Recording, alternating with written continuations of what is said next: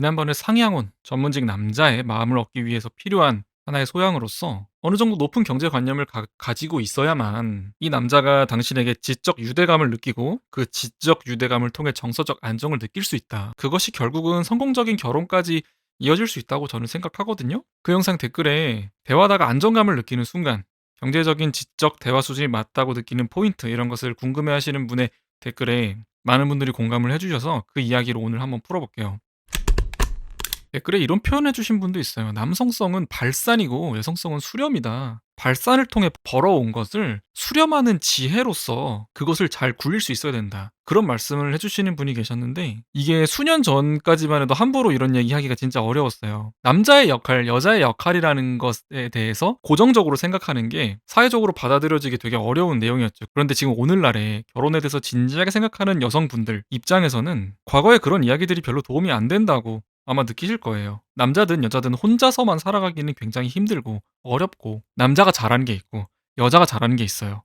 그렇기 때문에 남녀가 같이 살아갈 때 서로가 잘하는 것을 토대로 밸런스 있고 안정적인 결혼 생활을 이어나갈 수 있는 거란 말이에요. 솔직히 말해서 돈은 남자가 웬만한 경우는 더 잘 벌어요. 그렇고 많은 여자분들이 남자에게 높은 경제력을 원하는 건 당연한 거잖아요. 그래서 상향혼이라는 이야기도 나오는 거고, 만약에 둘 다 벌이가 고만고만하면은 현실적으로 봤을 때 맞벌이 안 하고 결혼 생활하긴 힘들어요. 그치만 한 명이 정말 많이 번다면은, 내가 커리어에 대해서 엄청난 자부심이 있는 게 아니라면은 맞벌이 하지 않고 한 명이 벌이를 하고 한 명이 다른 역할을 하는 것도 정말 좋거든요. 자, 우리는 남자가 전문직이고 남자가 돈을 정말 많이 버는 것을 가정하고 이야기를 해봅시다. 과연 어떤 포인트에서 전문직 남성들이 이 여자가 경제관념이 있구나, 나랑 대화하는데 격이 맞구나 라고 느끼는지, 그런 포인트들을 한번 짚어보자면, 자, 이해하기 쉽게 가장 평범한 남녀가 보통 어떻게 대화하는지부터 얘기해 볼게요. 결혼하면 맞벌이를 할 가능성이 높은 그런 평범한 남녀. 남자는 그 자존심, 자존감 이런 게 너무 중요하기 때문에 자신이 약해 보이지 않기 위해서 굉장히 부풀리기도 하고, 부풀리지 않더라도 자기 자신의 가치를 증명하기 위한 소통을 되게 많이 해요. 부끄럽고 싶지 않은 거겠죠? 여성은 어떻게 소통하냐면요, 어떤 사건의 앞뒤 인과는 별로 중요하지 않아요. 상대와 정서적 유대감을 만들기 위해서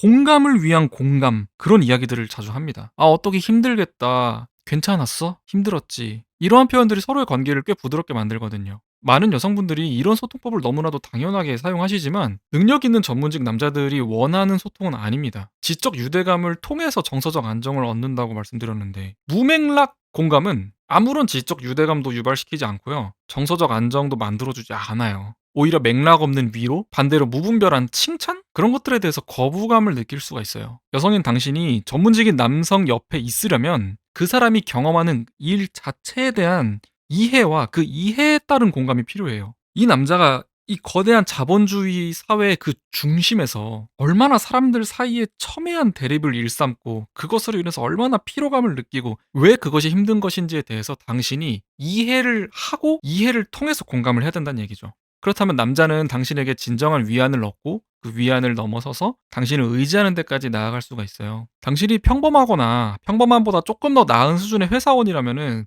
솔직히 말해서 이 전문직 남자가 느끼는 고충을 이해하는 거는 거의 불가능해요. 완벽하게 이해할 수가 없잖아요. 그쵸? 결국 중요한 거는 당신이 이 남자가 하는 일에 대해서 얼마나 관심 가지고 이해하려고 노력하고 물어보고 배우려는 태도로 대화에 임하는지예요. 이런 경험 있으시죠? 남자친구한테 너 이런 거 좀 안 했으면 좋겠어, 난 별로 안 좋아해 라고 표현했을 때, 남자가 완벽하긴 아니더라도 그 얘기를 듣고 이 여자가 싫어하는 걸 안 하려고 노력이라도 하는 태도, 그 자세, 그거에서 솔직히 감동받는 거고, 날 위해 노력하는 것 자체에서 이 남자가 좋아지잖아요. 그쵸? 반대 입장에서도 마찬가지예요. 전문직이 하는 이 일에 대해서 완벽하게 이해할 수는 없더라도 그 고충을 이해하려고 노력하는 그 자세가 진짜 중요한 거예요. 서로 데이트하려고 만나가지고 놀러 가는 얘기, 이번에 여행 가는 얘기, 이번에 어떤 물건 사는 얘기, 이런 것만 하고, 이 남자, 이 능력 있는 남자가 하는 일은 너무 어렵고 복잡하고 내가 이해하기엔 좀 무리가 있다 라고 애초에 생각을 해버리고 관심 가지지 않으면 이 남자랑 가까워질 수가 없어요. 당신이 이 남자랑 관계가 깊어지고 결혼까지 가려면은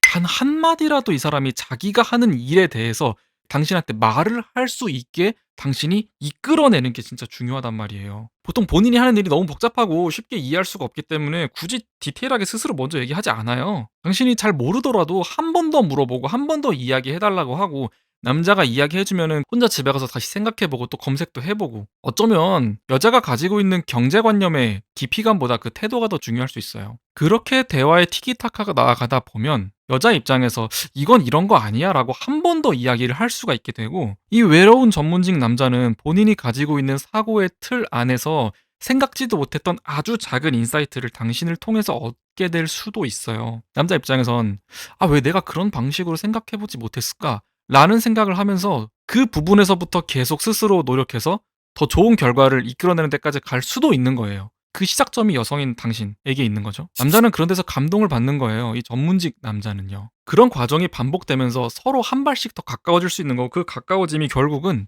서로의 영원한 동반자가 되는 선택을 하는 데까지 나아갈 수가 있는 거겠죠. 제가 이야기의 포인트들을 디테일하게 짚어보자곤 했지만 솔직히 말해서 제가 뭐 굉장한 전문직도 아니에요. 저 그냥 평범한 사람입니다. 경제 전문가도 아니고요. 전 몰라요. 그냥 내가 버는 돈 조금 내 거 관리하는 것밖에 몰라요. 그렇기 때문에 제가 말씀드리는 게 한계가 있잖아요. 그래서 전문 분야, 경제관념 이거에 대해서 어떤 부분에 대해서 공부를 해야 된다 이런 것보다는 내가 봤을 때는 아까 말씀드린 것처럼 배우려는 태도와 자세로 임하면서 소통하면서 성장할 수 있다고 보는데 그전에 소개팅에서 그냥 딱 걸러지면 안 되잖아요.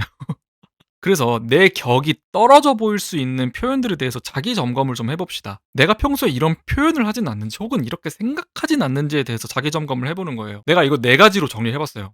네 가지. 첫 번째로 평범한 남녀 간에 너무 자주 있는 일이죠. 여성분께서 남자에게 나 오늘 너무 힘들었어 라는 얘기 자주 하지 않는지 스스로 점검해보는 거 진짜 필요한 것 같아요. 전문직 남자랑 결혼해서 외벌이를 한다면은 사실 진짜 힘든 일은 밖에 나가 있는 이 사람이 한단 말이에요. 정말 어려운 일들. 근데 집에까지 와 가지고 "아 오빠 나 오늘 힘들었어."라는 얘기를 계속 들으면 남자가 미쳐버릴 거예요. 힘들다는 거는 사람마다 상대적인 거고 소통하는 방법이 다 있지만 막연하게 "아 나 오늘 너무 지쳐. 너무 힘들었어."라는 말을 내가 습관적으로 남자한테 하진 않는지 그걸 좀 점검해 봐야 돼요. 진짜 중요해요. 이거랑 비슷한 맥락으로 "그럼 어떻게? 어떻게?" 라는 방식으로 내가 말하진 않는지. 남자한테 뭔가 떠넘기듯이 얘기하면 안 돼요. 사실 나 너무 힘들었어도 그냥 남자한테 내 감정을 떠넘기듯이 "너 나한테 공감해. 나한테 위로해 줘. 내 얘기 들어줘."